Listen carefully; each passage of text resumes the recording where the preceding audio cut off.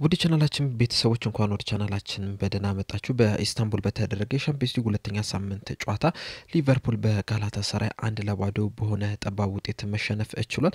በዚህ ጨዋታ ዙሪያ እንግዲህ ያየሁትን ነገር ማች ሪአክሽን ይዤላችሁ መጥቻለሁ። እስከ መጨረሻው ደቂቃ ድረስ አብራችሁኝ እንድትቆዩ በአክብሮት ተጋብዛለሁ። እናንተስ በዚህ ጨዋታ ላይ ምን ተመለከታችሁ? ምን ታዘባችሁ? የሊቨርፑል ድክመት ነው የምትሉትስ ምንድነው የሚለውን ሀሳባችሁ እንዳለ ኮሜንት ሴክሽን ላይ በመጻፍ አሳውቁኝ። ሰብስክራይብ፣ ላይክ፣ ሼር እያደረጋችሁ የቻናሉ ቤተሰብ እንድትሆኑ በአክብሮት ጠይቃለሁ። እንደዚሁም ወደ ሁለተኛው ቻናላችንም ይሄዳችሁ ያንንም ቻናል እየተከታተላችሁት ሰብስክራይብ ላይክ ሼር እንድታደርጉ በአክብሮት ከወዲሁ እጠይቃለሁ። አሁን በቀጥታ ወደ ጨዋታው የምንገባ ይሆናል። በዚህ ጨዋታ እንግዲህ ሊቨርፑል ቅድም እንደነገርኳችሁ በጋላታሳራይ 1-0 መሸነፍ ችሏል። የጋላታሳራይን ብቸኛ ግብም ቪክተር ኦስሜና በፍጹም ቅጣት ምት ማስቆጠር ችሏል። በዚህ ጨዋታ ላይ እንግዲህ ያለውን ነገር በአጠቃላይ ስንመለከት በመጀመሪያ የምንጀምረው ሊቨርፑል ይዞት የገባውን አሰላለፍ ይሆናል። ዛሬ እንግዲህ ለወጥ ያለ አሰላለፍን ይዞ መግባት ችሏል አሰልጣኝ አርነ ስሎት። በተለይ ደግሞ የቀኝ ክፍ አጥቂውን እንግዲህ መሐመድ ሳላህን ቤንች ላይ አስቀምጦት በፍሪምፖንግ ነበረ መጀመር የቻለው። እንደዚሁም ደግሞ ሳውዝ ላይም በቀኝ ክንፍ ተከላካይ መስመር ላይ ሆኖ ነበረ የጀመረው ነው። ዛሬ ለወጥ ያለ ፎርሜሽን ነበር ይዞ የገባው። በተጨማሪም ማካሊስተርም በዚህ ጨዋታ ላይ በቋሚነት አልጀመረም። ከርቲስ ጆንስ ነበረ በቋሚነት የጀመረው። ሌሎቹን እንግዲህ የምንጠብቃቸው የምንገምታቸው ተጫዋቾች ነው የነበሩት ከነዚህ ሶስት ተጫዋቾች በስተቀር ማለት ነውና ጨዋታውን እንግዲህ ሊቨርፑል በተጀመረ በአንድ ደቂቃ ውስጥ እንግዲህ ጥሩ የሚባልን እድል አግኝቶ ነበረ።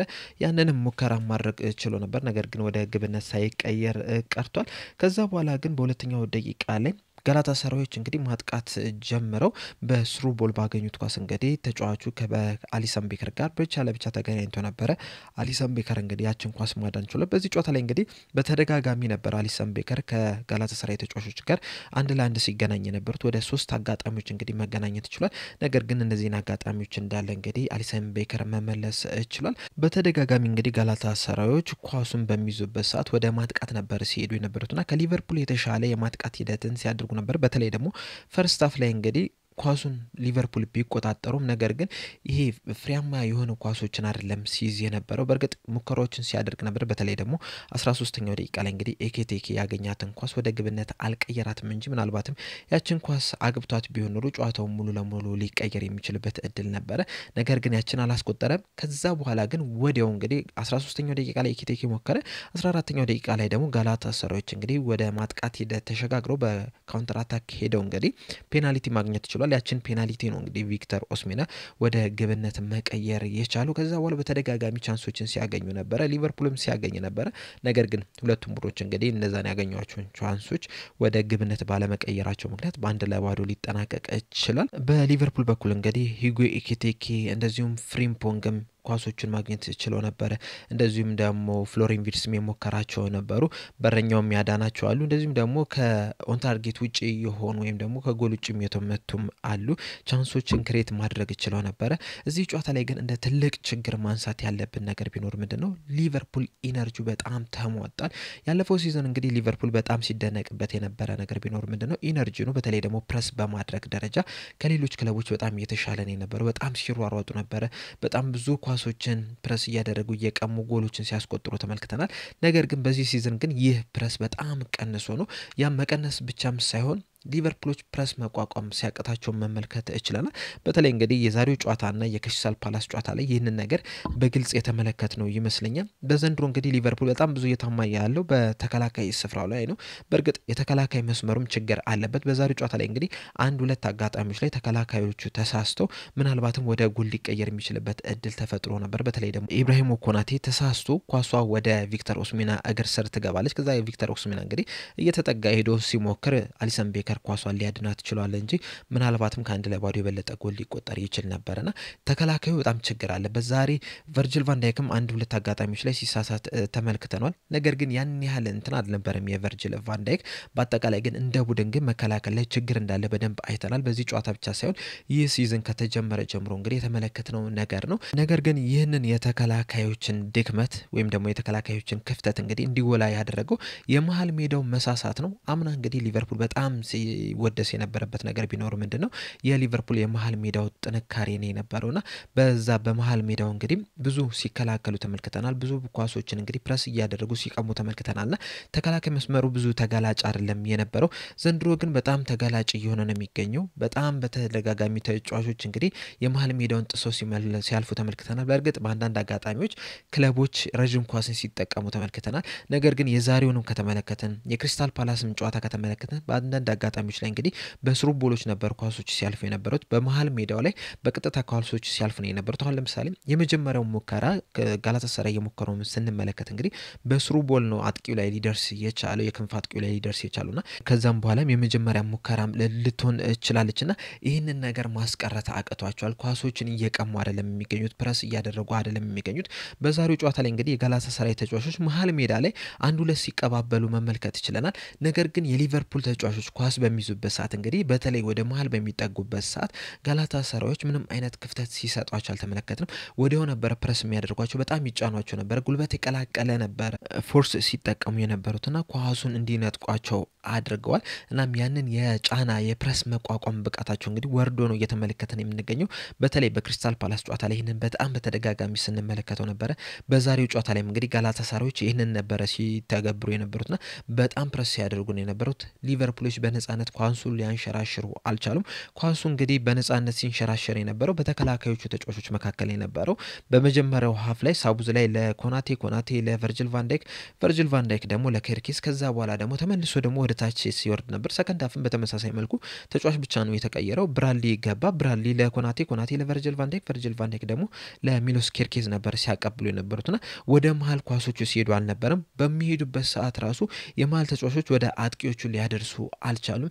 ፕረስ እየተደረጉ እንዲነጠቁ ነበር ሲሆን የነበረው። እንደዚሁም ደግሞ ኳሶችን እንዲሳሳቱም ሲያደርጓቸው ነው የነበሩትና ፍሬያማ የሆነ አካሄድ አይደለም እየሄዱ የሚገኙት።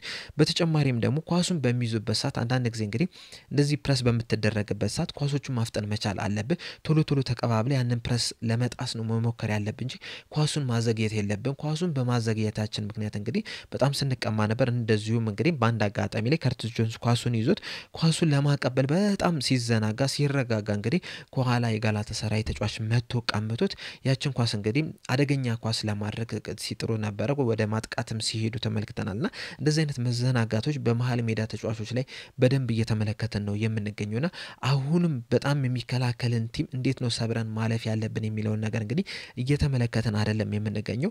የመጀመሪያዎቹ 20 ደቂቃዎች ላይ በጣም ወደፊት ስንሄድ ነበረ፣ ብዙ ቻንሶችን እያገኘን ነበረ፣ የማጥቃት እድሎችን ስናገኝ ነበረ። ነገር ግን ከ25ኛው ደቂቃ በኋላ ግን ፈርስት ሃፍ ላይ በጣም ቅዝቅዝ ብለን የአጥቂ ስፍራ ተጫዋቾችን ራሱ ስንመለከታቸው አልነበረም። ሰከንድ ሃፍ ላይ በጥሩ ሁኔታ መጀመር ችለን ነበረ። ነገር ግን ያ ጥሩ ሁኔታ ውጤታማ አይደለም የሆነው። ብዙ ቻንሶችን ክሬት አላደረግንም፣ ብዙ ሙከራዎችን ማድረግ አልቻለም። አጥቂውም ብዙ አላገኘም። በተለይ ደግሞ አሌክሳንደር ኢሳቅ ከተቀይሮ ከገባ በኋላ አንድ ቻንስ አግኝቶ ነበረ። ከዛች ቻንስ በኋላ ግን ብዙ ኳሶችን የነካም አይመስለኝም። ብዙ ኳሶች ወደሱ ሲሄዱ አልነበረም። ክሮሶቹም ጥሩ አይደለም ሲደረጉ የነበሩት። በተደጋጋሚ እንግዲህ ኮርና አግኝተን ነበረ። እነዛ ኮርናዎች ግን ውጤታማ አይደለም የሆኑት። በእርግጥ የመጀመሪያው ሀፍ ላይ ለኢብራሂም ኮናቴ ጥሩ ተሻምቶለት ነበረ፣ ያችን ኳስ አልተጠቀምም። ከዛ ውጭ ግን ኮርናዎችን እንዳለ ብንመለከት ፍሬያማ አይደለም የሆኑ የሚገኙ። ዘንድሮ በአጠቃላይ ኮርና ብዙም እየተጠቀመን አይደለም የምንገኘው። በእርግጥ ጎል ያስቆጠርንባቸው ሁኔታዎች አሉ። ነገር ግን ሌሎች ክለቦች ኮርናን እንዴት እንደሚጠቀሙ ስንመለከት፣ በተለይ ደግሞ አርሰናልን ስንመለከት በአግባቡ ነው እየተጠቀሙበት የሚገኙት።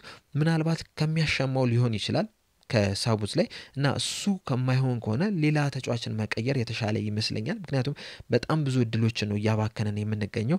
ኳሶች ወደ አጥቂዎች እየደረሱ አይደለም የሚገኙት። መሃሉ ጠንካራ አይደለም እየሆነ የሚገኙና በእነዚህ በአጠቃላይ ምክንያቶች እንግዲህ ሊቨርፑል ዛሬም ሊሸነፍ ይችላል። ስታቱን ስንመለከት እንግዲህ ሊቨርፑል የተሻለ ነገር ማድረግ ይችላል። በስታት ደረጃ ፖዚሽን 67% ይዞ ነበረ።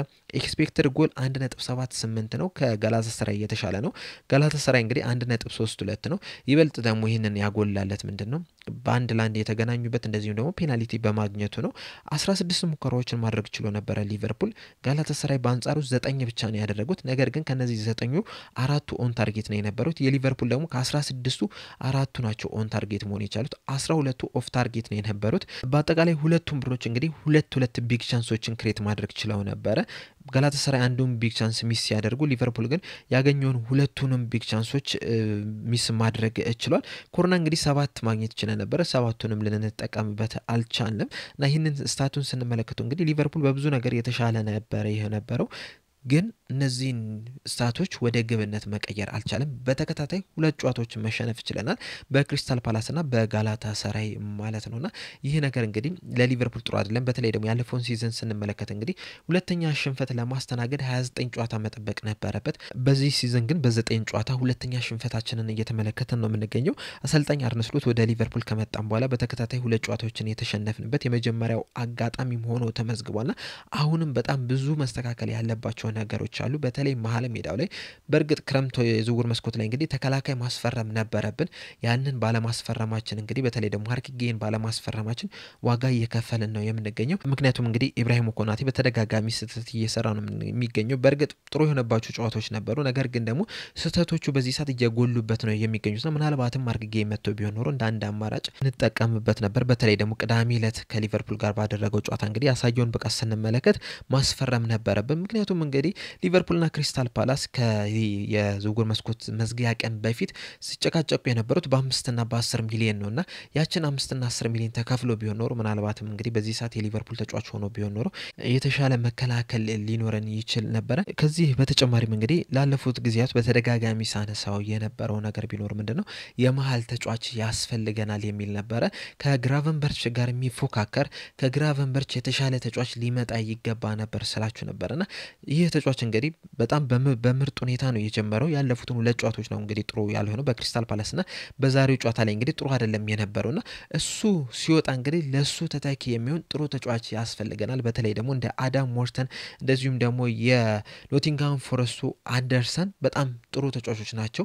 እሱን ሊያሳርፉ የሚችሉ ከሱ ጋር መፎካከር የሚችሉ ተጫዋቾች ናቸውና እንደዚህ አይነት ተጫዋቾች ያስፈልጉናል። ተጫዋቾችን መቀያየር መቻል አለብን። ተጫዋቾች ሲደክሙ እነሱን ሊተኩ የሚችሉ ተጫዋቾች ያስፈልጉናልና እዛ ቦታ ላይ አለማምጣታችንም እንግዲህ ዋጋ የሚያስከፍለን ይመስለኛል። ምክንያቱም እንግዲህ ዋታሩ ኤንዶን በእንደዚህ አይነት ጨዋታዎች ላይ ይጠቀማል ብዬ አላስብም። በተለይ ደግሞ በዘንድሮ ሲዝን ምናልባት በካፕ ጨዋታዎች ላይ ሊያሰልፈው ይችላል። እንደዚሁም ደግሞ እንዳለፈው ሲዝን እንግዲህ ጨዋታዎችን በምንመራበት ሰዓት ጨዋታውን እንዲጨርስ ቀይረው ሊያስገባው ይችላል እንጂ እየተመራን ይህንን ተጫዋች ያስገባዋል ብዬ አላስብም። ምናልባት እንግዲህ ሌላ ተጫዋች ቢኖረን ኖሮ በተለይ አደም ሞርተን በዚህ ሰዓት ቢኖረን ኖሮ ከግራቨንበርችን ቀይሮ ሊገባ የሚችለው ተጫዋች ቢኖር እሱ ነው የነበረው። በተጨማሪም እንግዲህ የመሐመድ ሳላህን ቦታ እንግዲህ መፍትሄ ሊሰጠው የሚገባ ጉዳይ ይመስለኛል። በእርግጥ ዛሬ ፍሪምፖንግ ነው እዛ ቦታ ላይ የጀመረው፣ ነገር ግን ደግሞ ፍሪምፖንግ እዛ ቦታ ላይ በተደጋጋሚ ቢጫወትም ልክ ሊቨርፑል እንደሚፈልገው አይነት የክንፍ አጥቂ ነው ብዬ አላስብም። ምናልባት እንግዲህ እዛ ቦታ ላይ በተደጋጋሚ ተጫውቷል በድሮ ክለቡ ባየር ሊቨርኩሰን እንደዚሁም ደግሞ በሀገሩ በሆላንድም እዛ ቦታ ላይ በተደጋጋሚ ሲጫወት ተመልክተናል። ለሊቨርፑል እንግዲህ እዛ ቦታ ላይ ሲጫወት በቋሚነት ሲጀምር ለመጀመሪያው ጊዜ ነውና ስላልተላመደም ሊሆን ይችላልና ሲላመድ የተሻለ ተጫዋች ሊሆን የሚችልበት እድል ሊኖር ይችላል። ነገር ግን ሊቨርፑሎች ካሁኑ የመሐመድ ሳላህን ተተኪ ማፈላለግ ያለባቸው ሰዓት ይመስለኛል። እንዳጠቃላይ ግን እነዚህ ተጫዋቾች እስኪመጡ ግን ቢያንስ እስከ ጃንዋሪ ድረስ ጃንዋሪ ላይ እንግዲህ ምናልባትም ሌላ ተከላካይ ሊመጣ የሚችልበት ሁኔታ ሊኖር ይችላል።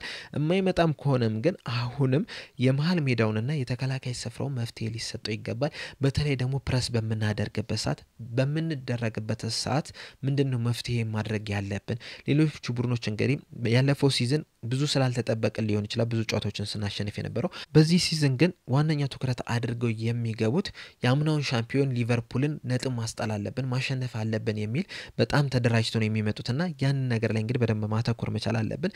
በጣም ኢነርጂያችንን ሉዝ እያደረግን ነው የምንገኘው። ዝም ብሎ ነው እየባከነ የሚገኘው። አንዳንድ ጊዜ እንግዲህ የጋላታሳራይ ተጫዋቾች ብቻውን ሆኖ ለሁለት ሄደን ስንጠጋው ተመልክተናል። ሌላው ክፍት ይሆንና ወደ ሌላው አቀብሎ እንግዲህ ለማጥቃት ሲሄዱ መመልከት ይችላልና እዚህ ላይ እንግዲህ በደንብ መስራት መቻል አለብን። አሰልጣኝ አርነ ስሎት በደንብ ሊያተኩሩበት ይገባል።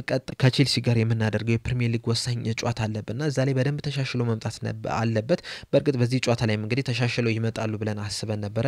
ነገር ግን ያ ሊፈጠር አልቻለም። አሁንም በደንብ መሻሻል ያለባቸው ነገሮች አሉ። ሲዝኑ ገና መጀመሩ ነው እና ብዙ ነገሮችን እያስተካከለ መሄድ አለብን ብዬ አስባለሁ። በእርግጥ ይህንን ሻምፒዮንስ ሊግ አሁንም እናሸንፋለን ብዬ ነው የማስበው። ምክንያቱም እንግዲህ ሊቨርፑል ብዙ ጊዜ ለዋንጫ ሲደርስ እንደተመለከትነው ተቸግሮ በሚሄድበት ሰዓት ጥሩ ደረጃ ላይ ሲደርስ ተመልክተናል።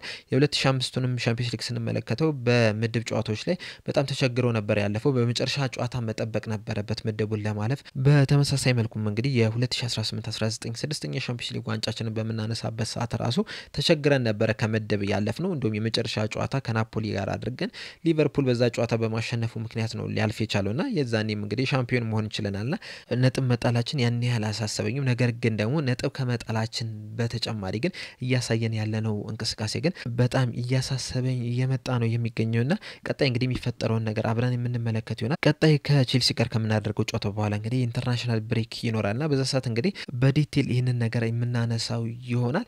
የዛሬ ጨዋታ ግን ያለኝ ሀሳብ ይህንን ይመስላል። እናንተስ በዚህ ጨዋታ ዙሪያ ምንድነው ያላችሁ ሀሳብ የሚለውን ነገር እንዳለ ኮሜንት ሴክሽን ላይ በመጻፍ አሳውቁኝ።